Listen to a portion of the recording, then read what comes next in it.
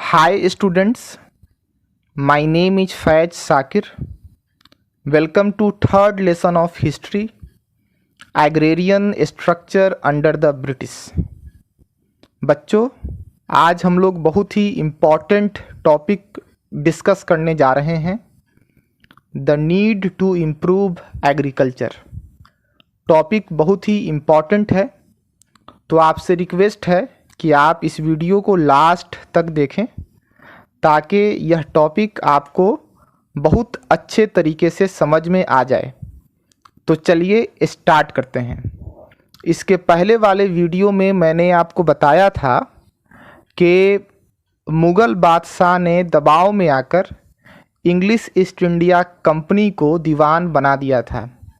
यानी कहने का मतलब है कि इंग्लिश ईस्ट इंडिया कंपनी अब बंगाल में टैक्स को कलेक्ट कर सकती थी, लेकिन चूंकि इंग्लिश ईस्ट इंडिया कंपनी को एडमिनिस्ट्रेशन का अनुभव नहीं था, वह तो एक बिजनेस कंपनी थी, उसको पता नहीं था कि किसी भी स्टेट को एडमिनिस्ट्रेट कैसे किया जाता है, किसी भी स्टेट को चलाया कैसे जाता है।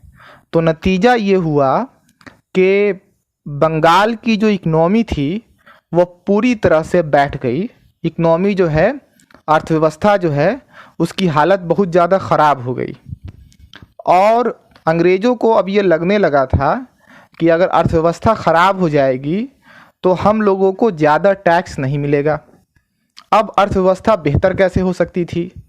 तो खेती में सुधार लाकर अर्थव्यवस्था को बेहतर किया जा सकता था। तो कहने का मतलब ये है कि अगर आपको अर्थव्यवस्था बेहतर करना है तो फिर आपको खेती में सुधार लाना होगा। अब सवाल था कि इस काम को किया कैसे जाए, मतलब खेती में सुधार कैसे लाया जाए। आप देखेंगे कि इस सवाल पर लगभग 2 दशकों तक बहस चली, 2 डिकेड्स तक जो है बहस चली। 20 साल तक लगातार जो है बहस चली। 1 decade is equal to 10 years होता है, तो 2 डिकेड्स इज इक्वल टू हो गया 20 ईयर्स। मतलब 20 सालों तक लगातार बहस चली कि खेती में आखिर सुधार कैसे किया जाए। आखिरकार इंग्लिश ईस्ट इंडिया कंपनी ने 1793 में अस्थाई बंदोबस्त लागू किया। इस बंदोबस्त की शर्तों के हिसाब से, कंडीशंस के हिसाब से राजाओं और तालुकदारों को जमींदारों के रूप में मान्यता दी गई।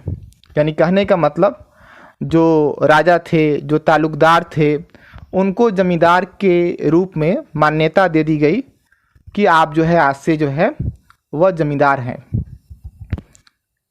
उनकी ओर से चुकाई जाने वाली राशि अस्थाई रूप से तय कर दी गई थी कि जो राजा हैं, जो तालुकदार हैं, वह इंग्लिश ईस्ट इंडिया कंपनी को जो है कितना पैसा जो है वह देंगे। ठीक है, आप देखेंगे कि उन्होंने किसानों से टैक्स वसूलने और कंपनी को टैक्स चुकाने का जिम्मा सौंप दिया। ठीक है, इसका मतलब यह था कि भविष्य में, फ्यूचर में कभी भी इसमें इजाफा नहीं किया जा सकता था। अंग्रेज़ों को लगता था कि इससे उन्हें रेगुलर टैक्स मिलता रहेगा और ज़मींदारों को ज़मीन में सुधार के लिए खर्च करने को परसुएड किया जा सकेगा। उन्हें लगता था क्योंकि स्टेट की ओर से टैक्स की मांग बढ़ने वाली नहीं थी, इसलिए जमींदार अगर ज़्यादा उत्पादन करेंगे, ज़्यादा प्रोडक्शन करेंगे तो वह फ़ायदे में रहेंगे। लेकिन अस्थाई बंदोबस्त ने बहुत सारी समस्याओं को, बहुत सारे प्रॉब्लम्स को उसने जन्म दे दिया। इंग्लिश ईस्ट इंडिया कंपनी के ऑफिसर्स ने पाया कि अभी भी जमींदार ज़मीन में सुधार के लिए जितना उनको पैसा खर्च करना चाहिए था उतना वह पैसा खर्च नहीं कर रहे थे। असल में इंग्लिश ईस्ट इंडिया कंपनी ने जो टैक्स तय किया था, जो डिसाइड किया था, वह इतना ज़्यादा था कि उसको चुकाने में जमींदारों को बहुत ज़्यादा परेशानी का सामना करना पड़ रहा था। जो जमींदार टैक्स चुकाने में सक्सेसफुल नहीं होते थे, उनकी जमींदारी उनसे छीन ली जाती थी। बहुत सारी जमींदारियों को इंग्लिश ईस्ट इंडिया कंपनी नीलाम भी कर चुकी थी। कहता है कि 19th सेंचुरी के फर्स्ट डिकेड तक हालात बदल चुके थे। मार्केट में कीमतें बढ़ी और धीरे धीरे खेती का एक्सपेंशन होने लगा। इससे ज़मींदारों की आमदनी में, इनकम में तो सुधार आया, लेकिन इंग्लिश ईस्ट इंडिया कंपनी को कोई फ़ायदा नहीं हुआ, क्योंकि इंग्लिश ईस्ट इंडिया कंपनी तो हमेशा के लिए टैक्स डिसाइड कर चुकी थी। अब वह टैक्स में वृद्धि नहीं कर सकती थी, उसको बढ़ा नहीं सकती थी। लेकिन जमींदारों को अभी भी ज़मीन की बेहतरी में कोई दिलचस्पी नहीं थी, कोई भी उनको इंटरेस्ट नहीं था कि ज़्यादा से ज़्यादा जो है ज़मीन को बेहतर किया जाए, ताकि ज़्यादा से ज़्यादा उत्पादन हो, इकनॉमी जो है वह बेहतर हो। उनमें से कुछ तो बंदोबस्त के स्टार्टिंग के सालों में ही अपनी ज़मीन गंवा चुके थे। जो बच्चे रह गए थे, उन्हें भी बिना परेशानी और इन्वेस्ट का खतरा उठाए आमदनी की उम्मीद दिखाई दे रही थी। जब तक जमींदार फार्मर्स को, पीजेंट्स को ज़मीन देकर उनसे टैक्स वसूल सकते थे, उन्होंने ज़मीन में सुधार, इम्प्रूवमेंट की कोई भी परवाह नहीं की, उनको कोई फिक्र नहीं था।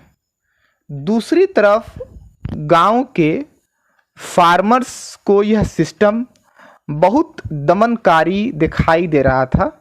मतलब उनको लग रहा था कि सिस्टम जो है, इसमें उनके ऊपर बहुत ज़्यादा जुल्म ज्यादती हो रही है। फार्मर्स को जो टैक्स चुकाना था वह बहुत ज़्यादा था और ज़मीन पर उनका अधिकार सुरक्षित नहीं था। मतलब कभी भी उनसे उनकी ज़मीन छीनी जा सकती थी। टैक्स चुकाने के लिए अक्सर महाजन से आप देखेंगे कि कर्ज लेना पड़ता था किसानों को। अगर वह लगान नहीं चुका पाते थे तो उनको उनके पुश्तैनी ज़मीन से बेदखल कर दिया जाता था। तो किसानों को लगता था कि ये जो सिस्टम जो है वह बहुत ही ख़राब सिस्टम है, यह एक दमनकारी सिस्टम है। इस सिस्टम के ज़रिए से किसानों पर अंग्रेज अत्याचार कर रहे हैं। तो आज के इस वीडियो में हमने पढ़ा कि मुग़ल बादशाह ने दबाव में आकर अंग्रेज़ों को बंगाल का दीवान तो बना दिया था, लेकिन चूँकि इंग्लिश ईस्ट इंडिया कंपनी एक बिजनेस कंपनी थी, तो वह बंगाल के एडमिनिस्ट्रेशन को बेहतर तरीके से हैंडल नहीं कर पाई। नतीजा ये हुआ कि बंगाल की अर्थव्यवस्था चौपट हो गई। अब अंग्रेज़ों को टैक्स मिलने में जो है, जितना वह टैक्स चाहते थे उतना टैक्स नहीं मिल रहा था। तो अब टैक्स को कैसे बढ़ाया जाए? जब लोगों के पास पैसा होगा तभी ना लोग टैक्स देंगे। तो टैक्स कैसे बढ़ाया जाए? तो इसका एक ही तरीका था कि खेती में सुधार किया जाए।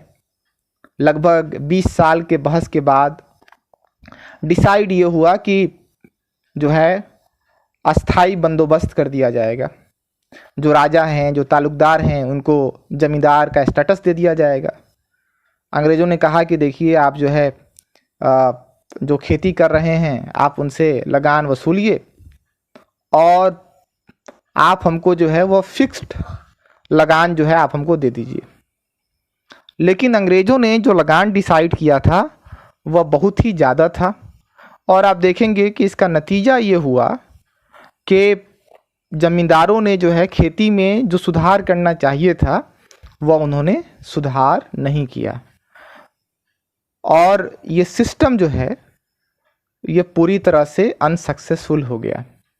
तो उम्मीद है कि आज मैंने जो आपको पढ़ाया है वो अच्छे तरीके से समझ में आ गया होगा। अगले वीडियो में हम लोग इसी lesson agrarian structure under the British के अगले टॉपिक को डिस्कस करेंगे। तब तक आप अपना ख्याल रखें, खुश रहें, स्वस्थ रहें, घर से बाहर नहीं निकलें तो ही बेहतर है। बहुत इम्पॉर्टेंट हो तभी बाहर निकलें। That's all. Thank you.